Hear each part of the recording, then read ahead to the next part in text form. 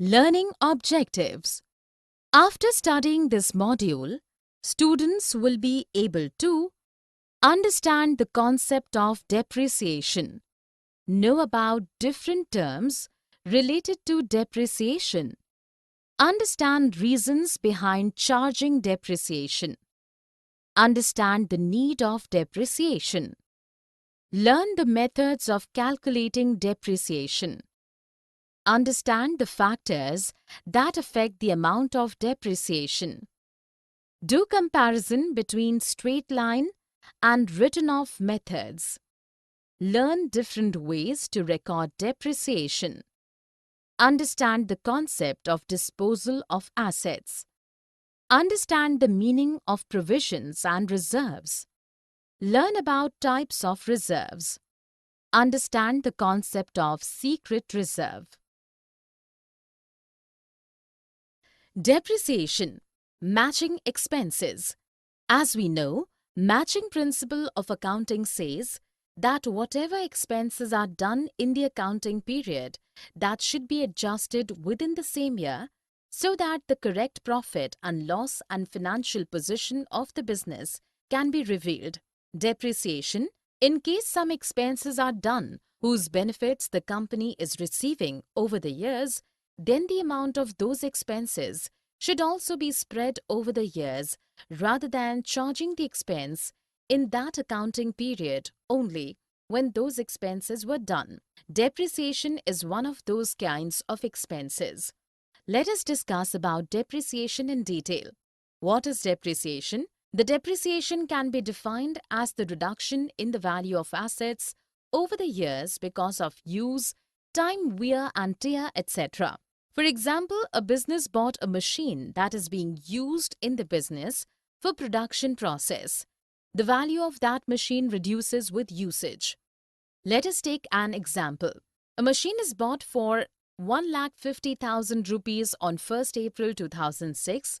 The useful life of the machine is expected to be 5 years, which means that the machine can be used in the business for the next 5 years till 31st March 2011. Rupees 1,50,000 is a capital expenditure incurred in the year 2006.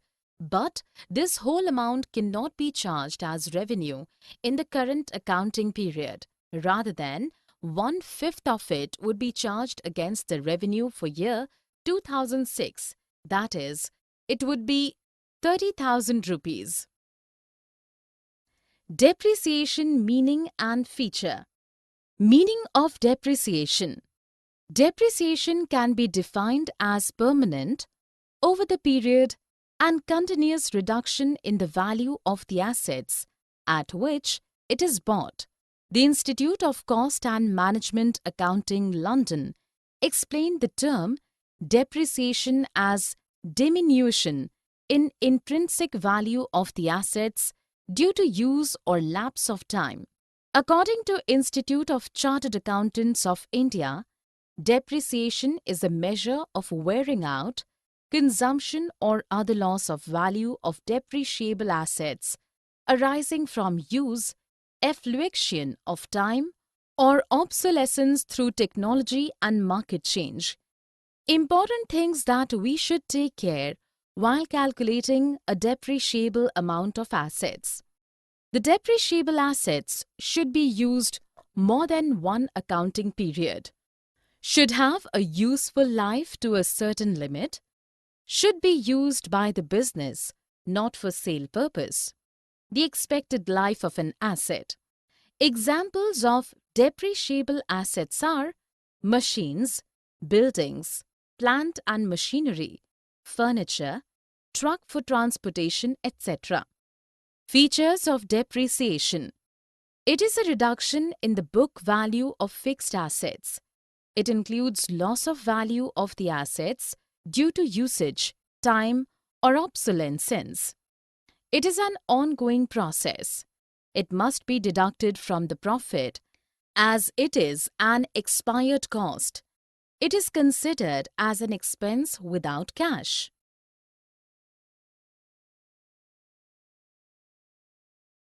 Important terms used in depreciation. There are also some other terms used in connection with depreciation. Depletion. Depletion means a reduction in the availability of the natural resources like petrol, timber, etc. The difference between depletion and depreciation is that depletion is the reduction of natural resources, whereas depreciation is the reduction in the value of the assets due to usage. Amortization.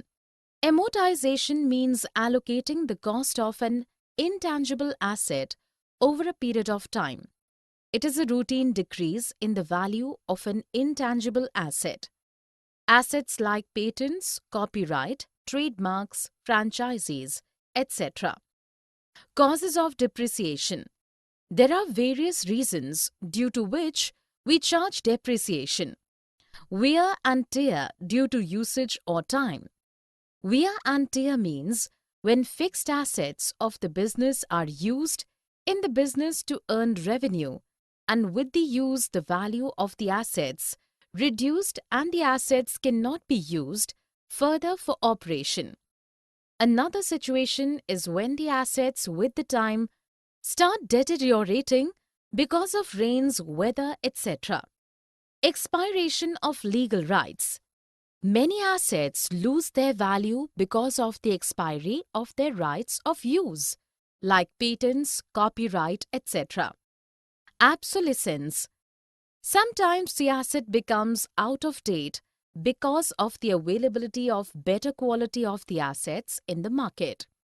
Reasons could be a change in technology, change in demand, improved methods of production, etc. Other factors. At times, assets become less useful due to natural calamities like fire, earthquake, flood, etc. Need for depreciation. There are various reasons due to which we need to calculate depreciation. Matching of cost and revenue. The fixed assets are used to generate revenue. Every asset loses value due to wear and tear. So depreciation is the cost like any other expenses in the business and must be charged to calculate the true net profit. Consideration of tax. Depreciation reduces the amount of taxes a company or business pays via tax deductions. True and fair financial position. Depreciation helps to reveal the true and fair financial position of the business. Because if the depreciation is not deducted, then the value of the asset will increase. Compliance with the law. The business or companies are abiding by the laws to deduct depreciation from the fixed assets. Factors affecting the amount of depreciation. Cost of assets. Cost of the asset means the actual cost of the asset. All the expenses that are incurred to bring that asset to the business must be included in the cost like freight expenses, transportation expenses, registration, installation, cost, repair cost in the case of second-hand machines, etc. Estimated net residual value. Residual or scrap value is the expected value that a business may get when the asset is sold or exchanged at the end of its estimated useful life. This amount is calculated after deducting the expenses done for disposing of the asset. Depreciable cost. Depreciable cost of assets is its cost after subtracting residual value. It is charged as depreciation expenses over the estimated useful life of an asset. The useful life of an asset, it is the estimated life of an asset in which the asset is used in production. The estimation of useful life of a machine depends upon various factors like usage level, maintenance, technological changes, market changes, etc. Methods of calculating depreciation. There are two methods of calculating depreciation. Let us discuss them here. We should know few things before choosing the method for calculation of depreciation. Type of asset, nature of the use of assets, in which circumstances the asset would be used. Straight line method. Straight line, as the name implies, assumes that the asset is being used equally in its complete useful life.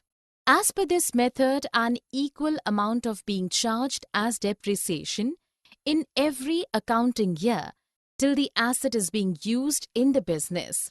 This method is also known as fixed percentage on original cost method, as the same percentage of depreciable cost is being written off year to year as depreciation. Formula to calculate depreciation under this method is, formula to calculate rate of depreciation is, let us take an example. Suppose the original cost of the assets is 2 lakh and estimated life is 10 years. The residual value is estimated to 30,000. The depreciation would be calculated as, rate of depreciation would be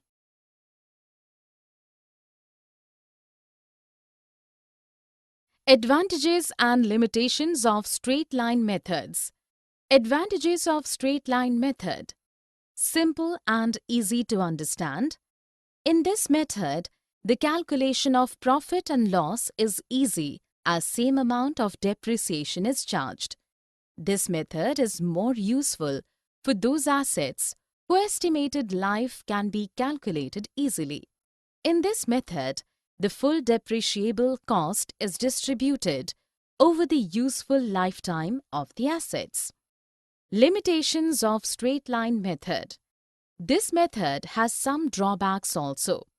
This method assumes that the use of assets is same in each accounting year, which is wrong. As with time, the assets become less productive and demands more repair and maintenance expenses. So it is not advisable to charge the same amount of depreciation every year. Written down value method. This method is also known as reducing balance method. We all know that the book value of the asset reduces every year due to cost of depreciation. So in this method, depreciation is calculated on the book value of the asset. For example, the cost of the asset is 2 lakh and depreciation charged is 10% per annum at written down value method. So the amount of depreciation would be calculated as advantages and limitations of written down value method. Advantages of written down value method. This method has the following advantages. This method is based on a practical assumption that benefits from assets go on diminishing with the years. Hence, in this method, higher depreciation is charged in the earlier years when the assets are more useful. It gives equal burden on profit and loss account of depreciation and repair expenses taken together every year. It is acceptable by Income Tax Act also. The loss due to obsolescence gets decreased as large cost of depreciation is charged in the earlier years. Most suitable for fixed assets. Limitations of written off method. This method has the following limitations. As in this method, the depreciation is calculated on the fixed percentage of written down value of the assets.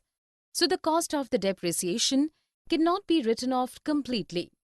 It is difficult to calculate a suitable rate of depreciation. Comparative analysis of straight line method and written off method. Let us discuss the points of difference between the straight line method and written off method. Basis of charging depreciation.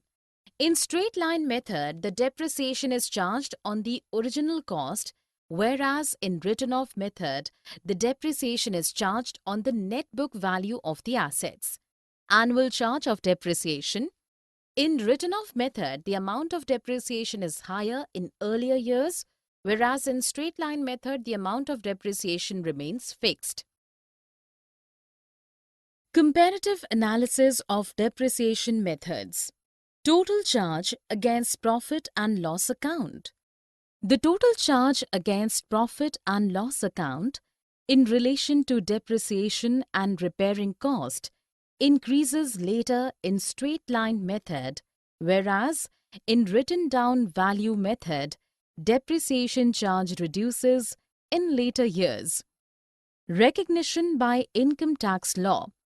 Straight line method is not accepted by income tax law, whereas written down value method is accepted by income tax law. Suitability. Straight line method is suitable for assets like trademarks, copyright in which repair expenses are less, whereas written down value is suitable for assets that affected by technological changes. Methods of recording depreciation. There are two types of methods to record depreciation transactions. Charging depreciation to asset account. In this, the amount of depreciation is deducted from the depreciable cost of assets and charged to profit and loss account. The entries in the journal would be entry for purchase of assets, assets account, debit, to vendors or bank account. Entry for deducting depreciation from cost of assets, depreciation account, debit, to assets account.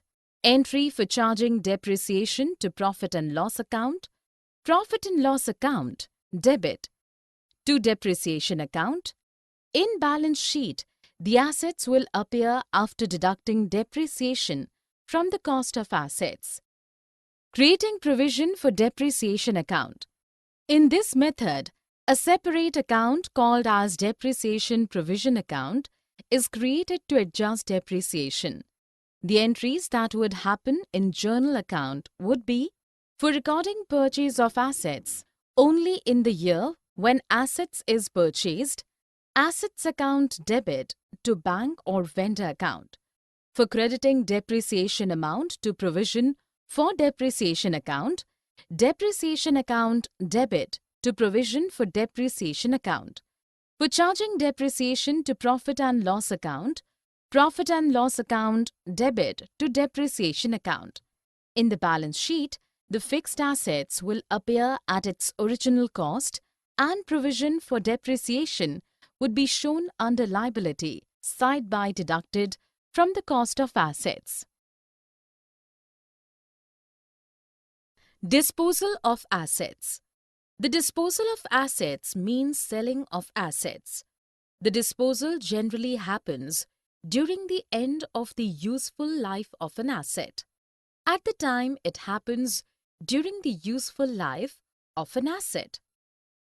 If the asset is sold at the end of the useful life of an asset, in this case, the amount we get from the sale of the asset as scrap should be credited to assets account and the balance is transferred to profit and loss account. The journal entry for the same would be for sale of assets as scrap, bank account debit to asset account, entry for the balance of transfer to profit and loss account. If there is profit, asset account debit to profit and loss account, debit to asset account. If there is loss, profit and loss account debit to asset account. In case of provision for depreciation account has been created, then we will make the following entries before doing the following entries. Provision of depreciation account, debit to asset account. For example, PK Limited bought a vehicle for 3 lakh rupees. After 4 years, its salvage value is estimated of 30,000.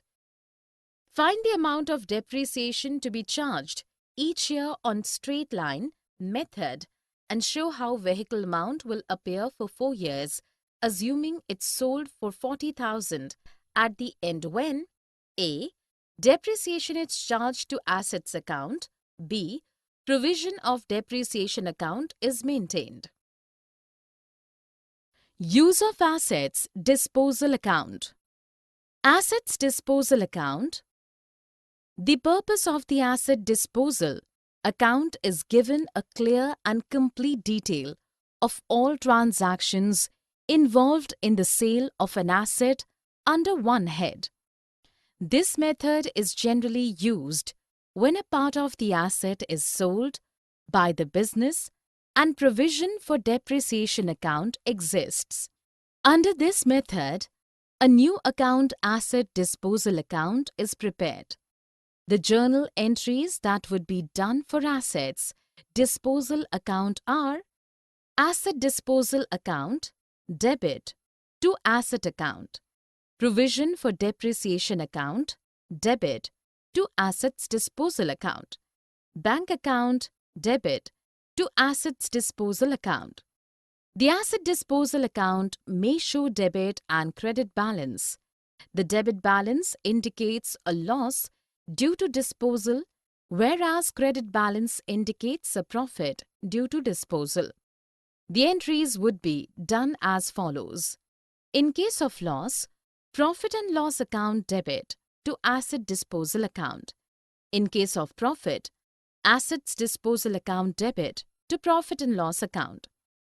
Effect of any addition or extension to existing assets. Any asset we use in business may require extension or additions to make it useful for the operations of the business. Such amount incurred on the assets is written off as depreciation over the life of an asset. AS6 mentions that any asset or extension should be depreciated over the useful life of the assets. The depreciation should be provided at the rate applied to the existing asset, where addition or extension of the assets is treated as a separate entity and can be used even if after the disposing of the assets.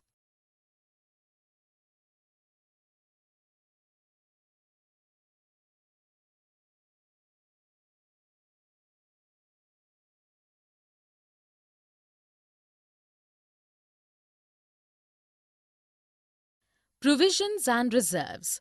What is a provision? Provision is an arrangement that is made for the expenses and losses of the current accounting period, but the exact amount of which is not known because they are not yet incurred.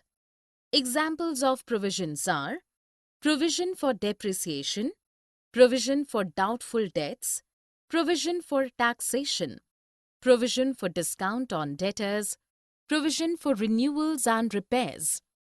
The amount of provision for expenses is chargeable against the revenue of the business. Provisions make sure proper matching of revenues and expenditures and calculations of the actual profits. In the balance sheet, the amount of provisions must be shown as a deduction from the current assets on the asset side, on the liabilities side of the balance sheet with liabilities. Accounting treatment for provisions. The accounting treatment for all types of provisions is the same. Let us take an example of provision for doubtful debt. There are three types of debtors. Good debtors, the debtors from whom the amount will certainly come. Bad debtors, the debtors from where the amount of recovery is impossible. Doubtful debtors, the debtors who may pay but business people are not sure when and how much they will pay. The journal entry relating to the same would be done as profit and loss account, debit, to provision for doubtful debts. Reserves. What is a reserve? When a part of the profit is kept aside and retained for the future needs of the business, like growth and to meet future contingencies, reserves are the appropriation of the profit to strengthen the financial position of the business. When we retain reserves from profit to meet future needs, then the amount that is available for distribution of profits to owners is reduced. Examples of reserves are general reserve, compensation of workman funds, capital reserve, reserve for the redemption of debentures. Difference between reserves and provisions. Basic nature. A provision is charged against profits, whereas reserves are not. Purpose. Reserve strengthens the financial position of the business, whereas provisions meet the expenses of known liability. Presentation in the balance sheet. Provision is shown under the deductions from the asset side or liabilities side along with current liabilities, whereas reserves are on the liabilities side after capital. Effects on taxable profits. Provision reduces taxable profits, whereas a reserve has no effect on taxable profits. Elements of compulsion. Provisions are necessary to reveal the true and exact financial position of the business, whereas creating reserves is the management's decision. Use for the payment of dividend. Reserves are created to be used for payment of dividends, whereas the provisions cannot be used for dividends. Types of reserves. There are different types of reserves.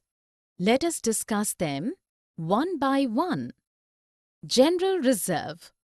When the purpose of the reserve is not specified, then it is called as general reserve. This reserve can be utilized freely by the business of its purpose. Specific reserve. This reserve is created to solve some specific purpose. Examples are dividend equalization reserve, workmen compensation funds, investment fluctuation funds, debentures redemption reserves. Revenue reserve. These reserves are generated from the profits of business due to normal operations of the business and can be used for distribution of dividends. Capital reserves. These reserves are generated through capital profits, which are not due to normal operations of the business. So these reserves are not available for distribution of debentures. It can be sued for writing off losses. Difference between capital and revenue reserves. Sources of creation. Revenue reserves are created out of normal operations of the business, whereas a capital reserve is generated from capital profits. Purpose. Revenue reserve strengthens the financial position of the business, whereas capital reserve is created for legal requirements. Usage. General reserve can be utilized for any purpose, whereas specific reserve can be utilized for specific purposes. Importance of reserves. A business always needs to make some arrangements to protect itself from unknown expenses and losses. At times, for the expansion of business or any other related expenditures, the proprietor does not withdraw much amount as profits so that the amount can be utilized for expansion of the business. The purpose for which the business keep money aside as reserves are meeting a future demand or shortage, strengthening the financial position of the business, redemption of a long-term liability. What is secret reserve? The reserve a business does not display in the balance sheet. It also reduces the disclosed profits and also reduces the tax liability. These kinds of reserves can be merged with the profits to show increased profits at the time of low profits.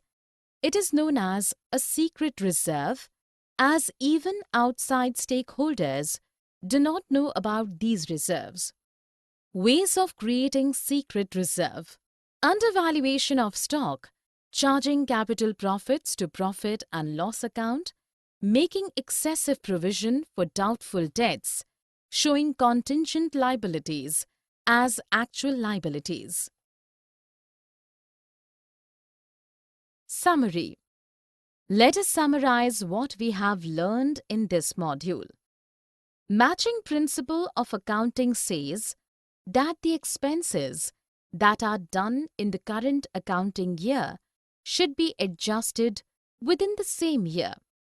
The depreciation can be defined as the reduction in the value of assets over the years because of use, time wear and tear, etc. Points to be considered while calculating depreciation are: the depreciable assets should be used more than one accounting period, should have a useful life to a certain limit, should be used by the business for use not for sale purpose, expected life of an asset. Depletion means reduction in the availability of the natural resources like petrol, timber, etc. The reserve of a business does not display in the balance sheet.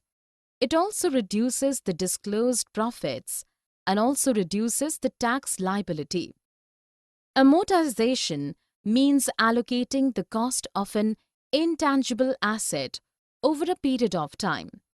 Residual or scrap value is the expected value that a business may get when the asset is sold or exchanged at the end of its estimated useful life. Depreciable cost of assets is its cost after subtracting residual value. Straight line, as the name implies, assumes that the asset is being used equally in its complete useful life. In written down value method, depreciation is calculated on the book value of the asset. Provision is an arrangement that is made for the expenses or losses of the current accounting period. When a part of the profit is kept aside and retained for the future needs of the business like growth and to meet future contingencies are called as reserves. When the purpose of reserve is not specified, then it is called as general reserve. The reserves are generated from the profits of business due to normal operations of the business and can be used for distribution of dividends.